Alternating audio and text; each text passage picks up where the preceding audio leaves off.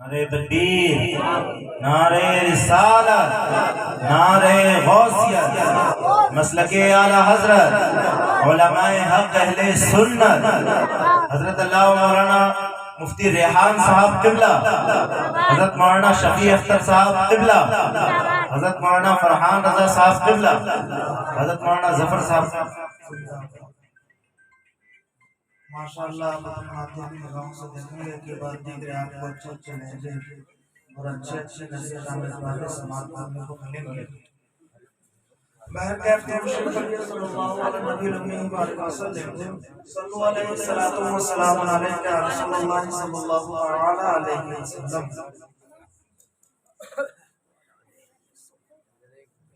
ماشاءاللہ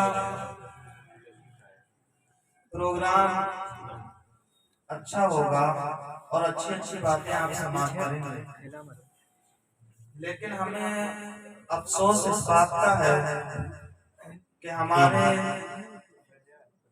کلمہ پڑھنے والے جو اپنے آپ کو آقا علیہ الصلوۃ والتسلیم کا غلام سمجھتے ہیں اور کہلاتے ہیں کہ ہم مسلمان ہیں، ان کو اس محفل میں آ کر کے بیٹھنا چاہیے، اچھی باتیں سماعت کرنا چاہیے تاکہ کوئی بات ان کے دل پر لگے اور اس پر جو ہے زیادہ سے زیادہ عمل پیرا ہے۔ باہر لوگ کھڑے ہوئے ہیں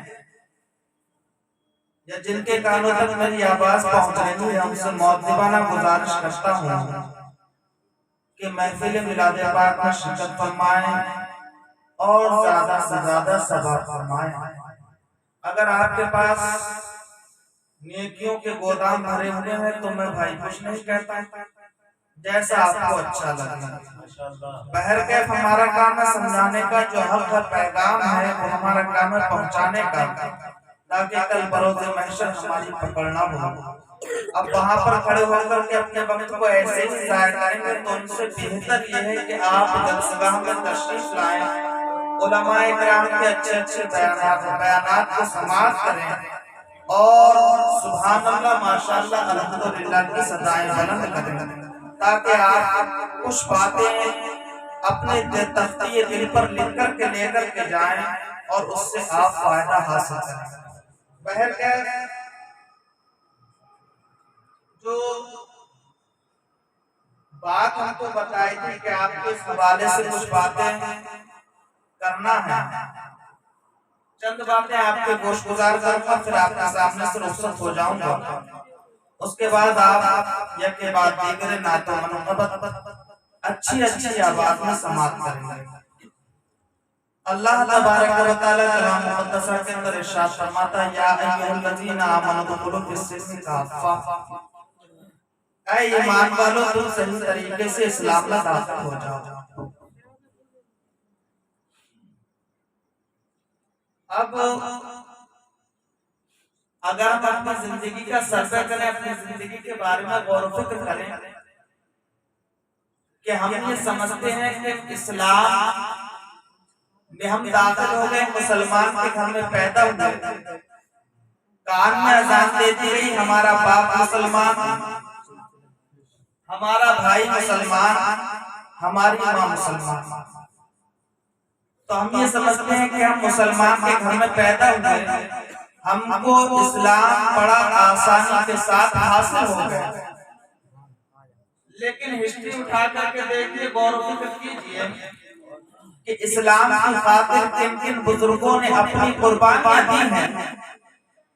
کسی نے اپنی زندگی کو اسلام کی خاطر سلاخوں کے پیچھے ڈال دیا، کسی نے اپنی زندگی کو اسلام کی خاطر نہ جانے کتنے لوگوں سے لڑتے رہے اور ان سے آخری سانس تک جو ہے مناظرہ کرتے رہے۔ نعرہ تکبیر، نعرہ رسالت، نعرہ غوثیت، شورائے اہل سنت، حضرت شاعر اسلام مقصود رضا صاحب جو کھنپوری، نعرہ تکبیر۔ درود شریف پڑھیے صلی اللہ علیہ وسلم صلو علیہ السلام علیکہ یا رسول اللہ صلی اللہ علیہ وسلم۔ آئیے کچھ باتیں میں آپ کے اس طریقے سے گوشگزار کرتا ہوا چلوں، اب سے 1400 سال پہلے کی ہسٹری اٹھا کر کے دیکھیں تو آپ کو معلوم ہوگا کہ مکہ کی دھرتی پر میرے آقا علیہ الصلوۃ والتسلیم نے اسلام کے نام سے ایک درخت کو سینچا، اس کو پروان چڑھایا۔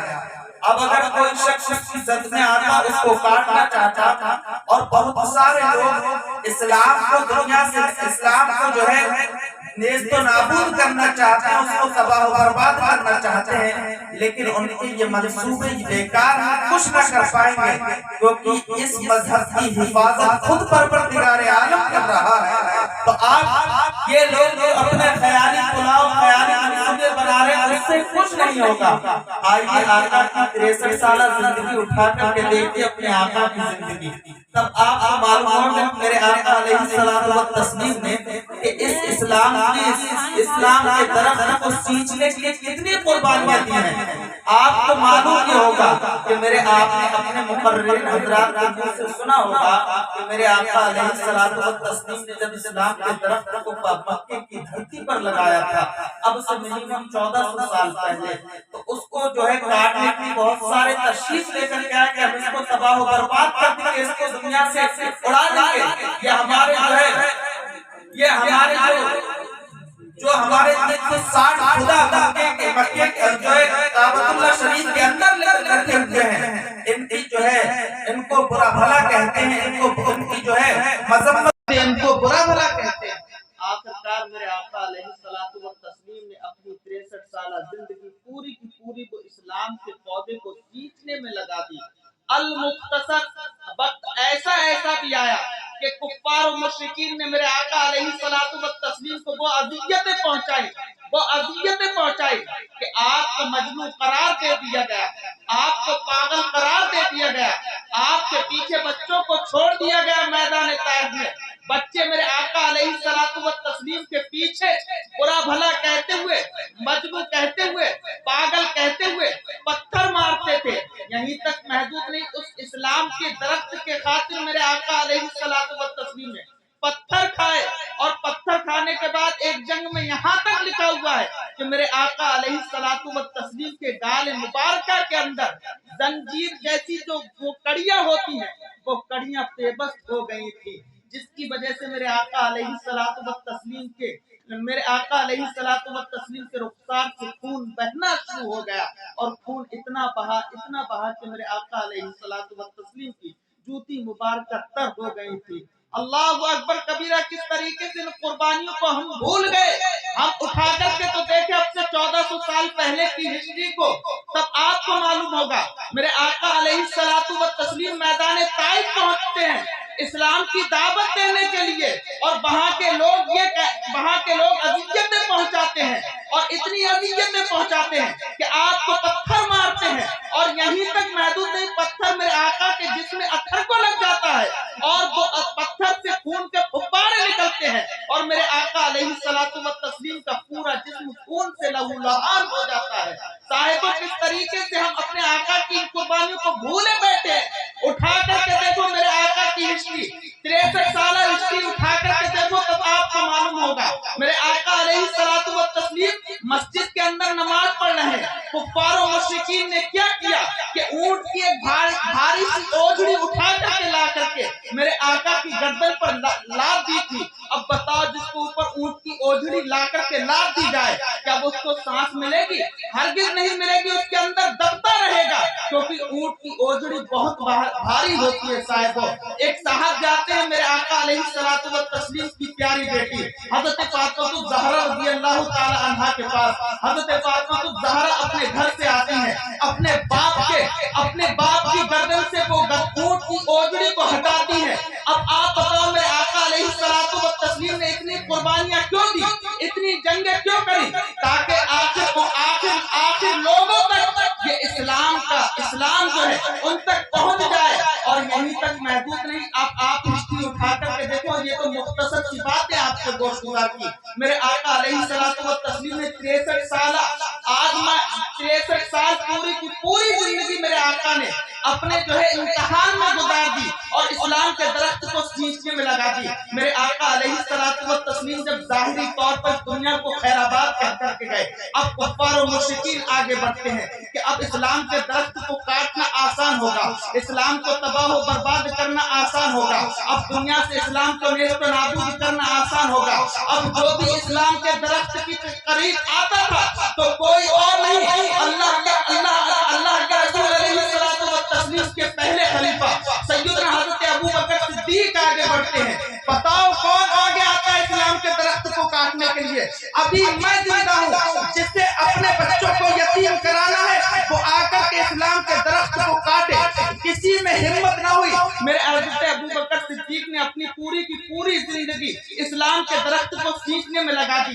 یہ اسلام مکے کی دھرتی پر جنم لیتا ہے، وہیں پر درخت رکھتا ہے، لیکن اس کی شاخیں اب پھیلنا شروع ہو جاتی ہیں۔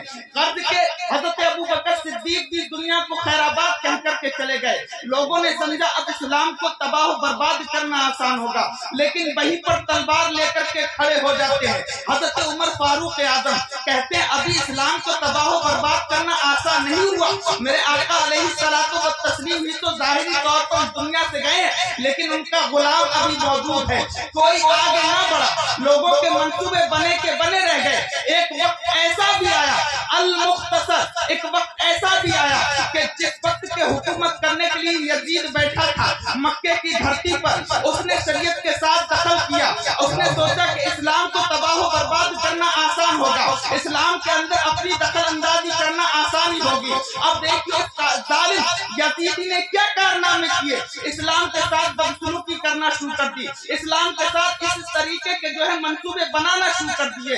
شریعت میں لکھا ہوا تھا کہ زنا کرنا حرام ہے، لیکن ایک ظالم یزیدی نے شریعت کے خلاف کام اپنے ماننے والوں کو بتایا کہ اپنے اوپر عورتوں کو حلال کر لیا تھا۔ یہیں تک محدود نہیں، شراب کو جائز قرار دے دیا کہ شراب پینا جائز ہے۔ اب تمام کے تمام شراب پینے لگے، لیکن امام حسین کے ماننے والے، آقا علیہ الصلوۃ والتسلیم کے ماننے والے شراب کو حرام ہی مانتے رہے۔ المختصر وہ وقت آیا، اس کے جو ہے غلط منصوبے اور غلط کام کو دیش کو نابود کرنے کے لیے کوئی کھڑا نہ ہوا۔ میرے آقا کے پیارے نواسے سیدنا حضرت امام حسین پاک کھڑے ہوتے ہیں اور کہتے ہیں اے یزید سن، تجھے جتنی حکومت کرنا ہے کر لے، لیکن اگر تو اسلام کے خلاف کوئی بات کہے گا تو اس کو میں ہرگز برداشت نہ کروں گا۔ اس یہیں تک محدود نہیں ہے۔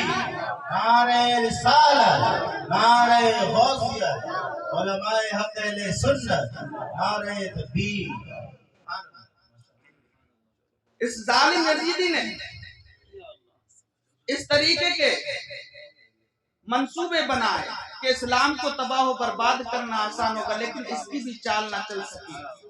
وہاں سے کامیاب ہو کر کے اسلام، میرے آقا امام حسین پاک نے اپنے چھوٹے چھوٹے بچوں کو شہید کرایا، اپنے بھائی عباس علم بردار کو شہید کرایا، 72 جانثار خصوص قدسیہ میدان کربلا میں شہید ہوئے، لیکن پرچم اسلام بلند ہوتا ہوا نظر آیا۔ وہاں پر بھی نہ دبا، پرچم اسلام اور بلند ہوتا ہوا نظر آیا۔ اب آپ کہیں گے ان کی قربانی کے ساتھ ساتھ اور بزرگوں کی قربانی، آئیے اٹھا کر کے دیکھیے امام احمد بن حنبل کو، جنہوں نے اسی اسلام کے خاطر صاحبوں اپنی زندگی سلاخوں کے پیچھے کاٹ دی۔ امام اعظم ابو حنیفہ کی زندگی اٹھا کر کے دیکھیے، ہم جن کی تقلید کرتے ہیں ان ظالموں نے، کفار و مشرکین نے، اور کچھ مسلمان بھی اس میں شامل تھے، ان کی ہسٹری اٹھا کر کے دیکھیے، امام اعظم ابو حنیفہ کو بھی سلاخوں کے پیچھے ڈال دیا گیا تھا۔ شیخ احمد فاروقی سرہندی کی ہسٹری اٹھا کر کے دیکھیے، تب آپ کو معلوم ہوگا کہ انہیں بھی جو ہے ناجائز اولاد انگریز جس کو بولا جاتا ہے، انہوں نے کیا کیا کہ میرے شیخ احمد فاروقی سرہندی علیہ الرحمہ کو سلاخوں کے پیچھے ڈال دیا۔ سوچتے تھے اب اسلام کو مٹا دیا جائے گا، لیکن ایسا ہرگز نہ ہوا۔ جس کی حفاظت خود پروردگار عالم کرے اسے کون مٹا سکتا ہے؟ ہرگز نہیں مٹا سکتا۔ صاحبو اس طریقے سے بزرگان دین نے جو ہے اپنی قربانیاں دی ہیں، اپنی وقت کی قربانی دی، اگر پیسے کی ضرورت پڑی تو پیسوں کی قربانی دی، اور اگر جان کی قربانی دی. اور آپ کو کیا بتاؤں صاحبو، سب سے بڑی قربانی تو میرے امام حسین پاک نے دی تھی. آپ سنتے ہی رہتے ہیں یہ بات دیگر ہے. ابھی آپ سماعت کریں گے کہ اس اسلام کے خاطر نہ جانے کتنے بزرگوں نے اپنے وقت کی بھی قربانی دی اور اپنی جان کی بھی قربانی دی، تب کہیں جا کر کہ یہ اسلام صاحب ہم تک آیا ہے. ہم تو یہ سوچتے ہیں کہ مسلمان کے گھر میں پیدا ہوئے، آ کر کے کسی نے اذان پڑھ دی، ہمارا باپ مسلمان، ہماری ماں مسلمان. لیکن ان کی بھی قربانی یاد کر لیا کرو جنہوں نے تم تک یہ اسلام پہنچایا ہے. صاحب ان کی قربانی کیوں بھولے بیٹھے ہو؟ آج تم مسلمان کے گھر میں پیدا ہوئے تو تم یہ سوچتے ہو کہ ہم جو چاہے وہ کریں. تم سے میں کسی چیز کی قربانی نہیں مانگتا. آخر میں تھوڑی نصیحت کی بات یہ کہہ کر کے گزر جانا چاہتا ہوں. میں تم سے تمہارے پیسوں کی قربانی نہیں مانگتا، میں تم سے تمہاری اولاد کی قربانی نہیں مانگتا، میں تم سے تمہارے جو ہے مال و اسباب کی قربانی نہیں مانگتا. میں صرف اور صرف تم سے قربانی یہ مانگتا ہوں صاحبو، مانگتا یہ قربانی ہوں تم سے کہ تم آقا علیہ الصلوۃ والتسلیم کے پیروکار ہو جاؤ. آقا علیہ الصلوۃ والتسلیم کی غلامی کا پٹا ڈال کر کے اپنی زندگی جو ہے گزارنا شروع کر دو. یہی تمہارے لیے سب سے بڑی قربانی ہوگی. یہی سب سے بڑی قربانی ہوگی. اگر تم آقا علیہ الصلوۃ والتسلیم کی غلامی کا پٹا ڈال کر کے اپنی زندگی گزارنا شروع کر دو گے تو یقین مانیے گا صاحبو، تم خود بخود اپنی زندگی کے اندر انقلاب برپا ہوتے ہوئے خود بخود دیکھو گے کہ ہماری زندگی کے اندر انقلاب برپا ہو رہا ہے. تم سے تمہاری اولاد کی قربانی نہیں مانگتا، تم سے تمہارے بچوں کی قربانی نہیں مانگتا، تم سے تمہارے کسی مال و اسباب کی قربانی نہیں مانگتا. صرف تم سے 1 گھنٹے کی قربانی ہر جمعے کو مانگتا ہوں. ہر جمعے کو 1 گھنٹے کی قربانی، اور وہ قربانی تمہاری ضائع نہ ہوگی. تم درس قرآن ادھر سنو گے، تمہاری زندگی کے اندر انقلاب برپا ہوتا ہوا نظر آئے گا. 1 گھنٹے کی قربانی. اور تمہیں ایک قربانی اور تم سے مانگنا چاہتا ہوں. تم سے کسی چیز کی قربانی نہیں مانگتا صاحبو، تم سے ایک ایسی قربانی مانگتا ہوں. وہ قربانی ہے جب اس قربانی کو ادا کرو گے میرے آقا کی آنکھوں کو ٹھنڈک پہنچے گی. اور وہ قربانی صاحبو کوئی اور سی نہیں، وہ قربانی کوئی اور نہیں. دن میں 5 مرتبہ جماعت کے ساتھ نماز پڑھ لو، یہ تمہاری سب سے بڑی قربانی مانی جائے گی. اور ادھر تم قربانی دو گے، ادھر میرے آقا کے آنکھوں کو ٹھنڈک پہنچے گی. اور جب میرے آقا کے آنکھوں کو ٹھنڈک پہنچے گی اور تم نبی پر درود شریف پڑھنا شروع کر دو گے تو حال یہ ہوگا یا تو آقا اپنے دربار کا دیدار کرا دیں گے یا خود آ کر کے اپنا دیدار آپ کو نصیب فرما دیں گے.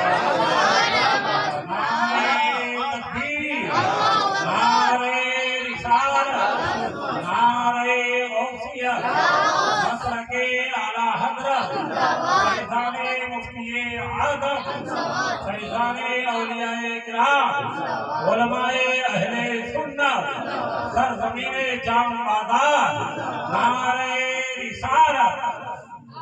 انہوں نے قربانی دی، بزرگان دین نے دین پھیلا ہے. لیکن صاحب تمہاری بھی کچھ ذمہ داری ہے. تم بھی اپنے وقت کی قربانی دو اور اپنے جو بری رسومات ہیں نا ان سے باز رہو اور ان بری رسومات سے جو پرہیز کرو. اور جب تم ان بری رسومات سے پرہیز کرو گے نا صاحب تو حال یہ ہوگا کہ تم جو ہے آقا علیہ الصلوۃ والتسلیم کے غلام بن کر کے جب زندگی گزارو گے تو حال یہ ہو جائے گا، کوئی کہے یا نہ کہے، دنیا والے کچھ بھی کہیں کہ دیوانہ تھا، مجنون تھا، پاگل تھا، لیکن جب تم دنیا سے تشریف لے کر کے جاؤ گے تو جاہل کچھ بھی کہے لیکن ایک علم والا ضرور کہے گا نبی کا غلام جا رہا ہے. علم والا ضرور کہے گا کہ نبی کا غلام جا رہا ہے. اور جب قبر کے اندر تشریف لے کر کے پہنچو، قبر کے اندر تشریف جائے گی نا تو کوئی مدد کے لیے آئے نہ آئے، جن کے صدقے میں تمام جہان بنائے پروردگار عالم نے، جب وہ تشریف لے کر کے آئیں گے اور جب اپنے غلام کو دیکھیں گے کہ واقعی اس کے چہرے پر میری سنت زندہ ہے، سنت سجی ہوئی ہے اور اس نے پوری زندگی میری سنتیں کے موافق اپنی زندگی کو گزارا. فرشتوں کے سوال جب کریں گے، فرشتے سوال کرنے کے بعد جب ہٹیں گے غیب سے آواز آئے گی، ایسا ہی یہ بندہ سچا ہے، ایسا کیا جائے کہ اس کے لیے جنتی بچھونا بچھا دیا جائے. اب تک تو یہ گدے جو ہے، تم یہ گدوں پہ سوچتے ہو، یہ سوچتے ہو یہ سب سے اچھے گدے ہیں، یہ جنتی گدوں کے سامنے کچھ نہیں ہے. अब तक तो दुनियावी गत्तों पे सोता था। मौत एक ऐसी चीज है जिसने हमें आकर के आका का दीदार भी करा दिया और जन्नती लिबास भी पहनवा दिया।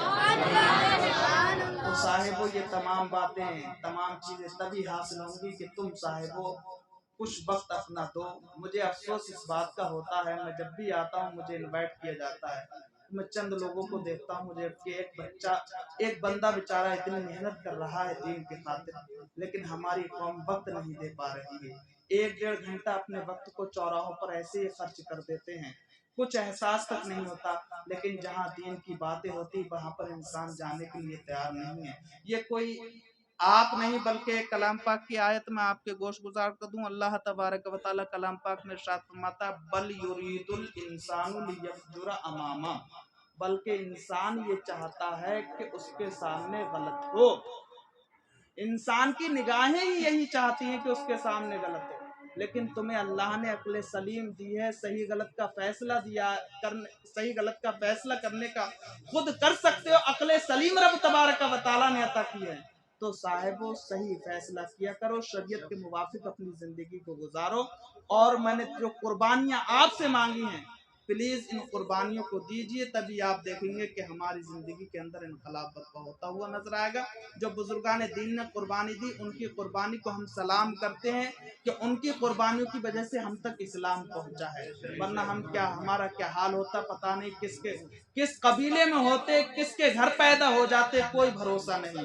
सबसे बड़ी कुर्बानी और सबसे बड़ा जो आखिरी बात आपके गोश गुजार कर दूं, हिंदुस्तान की सरजमीन पर इस्लाम फैलाने वाली जात का नाम भी हम लोग जानते हैं, ख्वाजा पाक, जो पूरे हिंदुस्तान के राजा हैं, जो हिंदुस्तान की सरजमीन पर आए, पहली बार में 90 लाख मुसलमानों को मुसलमान किया और तमाम हिंदुस्तान की सरजमीन पर इस्लाम के परचम को बुलंद बाला किया। लेकिन एक वक्त ऐसा भी आया कि उसी इस्लाम के कलमा पढ़ने वाले, मेरे आका की शान में गुस्ताखी करने वाले पैदा हो गए, बुरा भला कहने वाले पैदा हुए। तो मेरे परवरदिगार आलम ने फिर इस इस्लाम की हिफाजत के लिए अपने आका, अपने महबूब बंदे आका अलैहिस्सलातु व तस्लीम के पक्के सच्चे गुलाम इमाम अहमद रजा को भेज दिया। और जब वो दुनिया के अंदर तशरीफ लेकर के आए तो उधर से देवबंदी वहाबी एतराज करते थे कि नबी मरकर के मिट्टी में मिल गए। तो मेरा इमाम कहता है तू जिंदा है बल्ला, तू जिंदा है बल्ला, मेरे चश्मे आलम से छुप जाने वाले। और लोगों ने कहा कि देवबंदी वहाबी कहते मेरे आका अलैहिस्सलातु व तस्लीम से वो मरकर के मिट्टी मिल गए, वो मोहम्मद या अली जिसका नाम है वो किसी चीज का मालिक व मुख्तार नहीं। वहीं पर मेरा इमाम आगे बढ़ा, अरे तुम कहते हो किसी चीज का मालिक व मुख्तार नहीं, सुनो मैं बताता हूँ कुरान हदीस से, वो मालिक कौनैन है, वो पास तो सकते नहीं, दो जहां की नेमतें हैं उनके खाली हाथ में। इस तरीके से जब अशार के जरिए से, कुरान और हदीस के जरिए से मेरे इमाम ने रद्द किया, हाल ये हुआ कि 100 साल इंतकाल किए हुए हो गए, दारे पानी को जो है कूच करके दारे वक़ा की तरफ को रिहलत कर गए मेरे इमाम। लेकिन उनका नामो निशान नहीं जो अपने बाप की नाजायज औलाद थे। लेकिन मेरा इमाम कल भी जिंदा था और आज भी जिंदा है, और आज कहाँ जिंदा है। और वो लोग तो दल, एक होता दल पर हुकूमत करने वाला होता और एक होता दिलों पर हुकूमत करने वाला। जो जितने भी हुक्मरां बैठे हुए हैं ये लोगों के दल पर हुकूमत करते हैं, लेकिन अल्लाह जिसको चुन लेता है अपना मुकर्रब बंदा बना लेता है, वो दल पर हुकूमत नहीं करता, दिलों पर हुकूमत करता है। उठा करके देखो गौसे आजम को अब से मिनिमम 850 साल पहले शहर गीलान में पैदा हुए और उनके साथ में और भी बहुत सारे बुजुर्ग पैदा हुए होंगे, उनका चर्चा चंद दिनों हुआ लेकिन मिट गया, नाम लेने वाला कोई मौजूद ना हुआ। लेकिन गौसे आजम की हिस्ट्री उठा करके देखो कि अब से 800 साल पहले शहर गीलान के अंदर पैदा हुए, कल भी जैसा चर्चा होता था आज भी वैसा ही चर्चा हो रहा है, क्योंकि वो दिलों पर हुकूमत करने वाले थे। अल्लाह तबारक व तआला ने उनके मानने वालों के दिलों में उनकी मोहब्बत को पिनहा कर दिया है। तो साहिब अक्लमंदी से अपनी जिंदगी को गुजारो। ये चंद बातें जो कुर्बानियां मैंने आपके गोश गुजार की, बुजुर्गान दीन ने जो भी कुर्बानियां दी उनको सही तरीके से अपने बच्चों को बताओ। ये बच्चे भी बहुत ज्यादा ही जो है बिगड़ चुके हैं, इनको कुर्बानियां बताइए कि हम तक इस्लाम इस तरीके से पहुंचा है।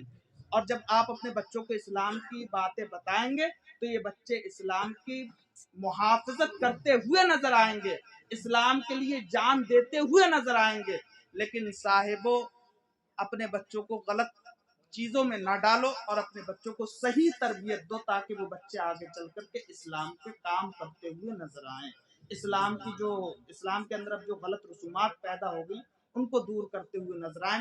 اللہ تبارک و تعالی ہم سبوں کو شریعت مصطفیٰ کا پابند بنائے، نماز پنجگانہ بجماعت ادا کرنے کی توفیق عطا فرمائے۔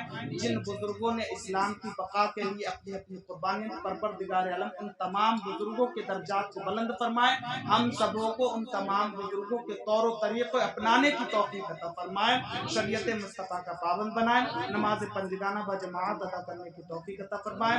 میں تمام علماء اکرام اور حفاظ اکرام کو گواہ بنا کر کے میں پھر توبہ کرتا ہوں، اللہ تبارک و تعالیٰ اگر میرے بولنے میں کوئی غلطی صادر ہو گئی اس کو معاف فرما کر اپنی بارگاہ میں قبول فرمائے۔ استغفر اللہ ربی من کل ذنب واتوب الیہ وما توفیق الا باللہ۔ السلام علیکم ورحمۃ اللہ۔